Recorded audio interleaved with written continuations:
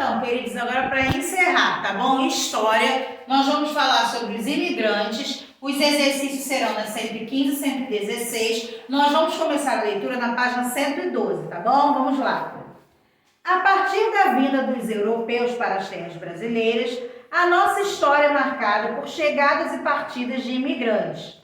Já em 1530, quando se começou a estabelecer a ocupação em nosso território, esta foi feita por imigrantes trazidos pelas grandes navegações, especialmente os portugueses, embora outros também tenham feito parte desse movimento.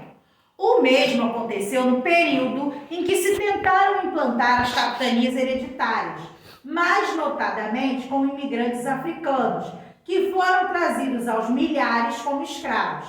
Por isso dizemos que a formação da nossa população estabeleceu-se a partir da miscigenação, sobretudo os portugueses, africanos e indígenas. A imigração portuguesa e africana foi bastante forte por muito tempo ao longo de toda a história brasileira.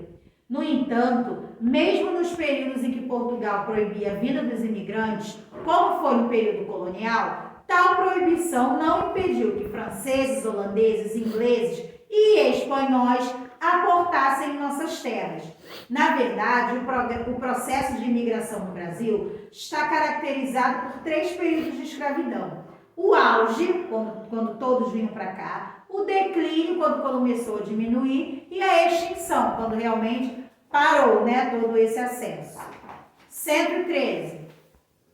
O auge da escravidão está marcado pelo período desde a chegada dos portugueses até meados de 1850, quando proibiu-se o tráfico. Nesse período, milhares de africanos chegaram ao Brasil como escravos e muitos europeus para viver em nossas terras.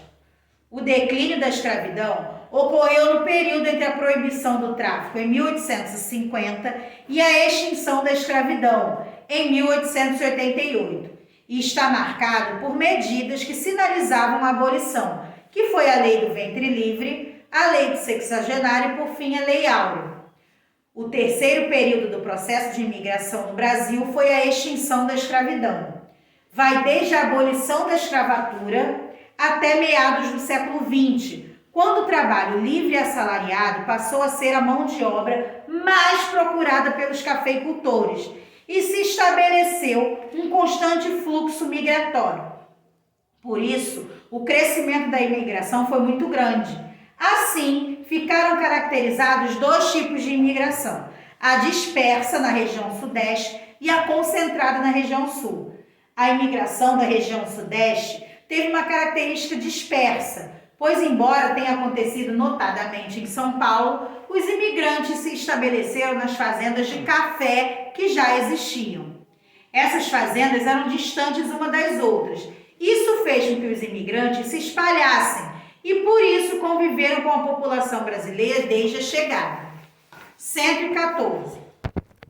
A imigração da região sul, diferentemente do sudeste, teve uma característica concentrada, pois os imigrantes estabeleceram-se em colônias e, por isso, não tiveram muito contato com o povo brasileiro, o que ocorreu lentamente e cresceu quando surgiu a necessidade de comercializar os produtos das lavouras. Gente, nós acabamos de falar sobre a influência dos europeus na região sul.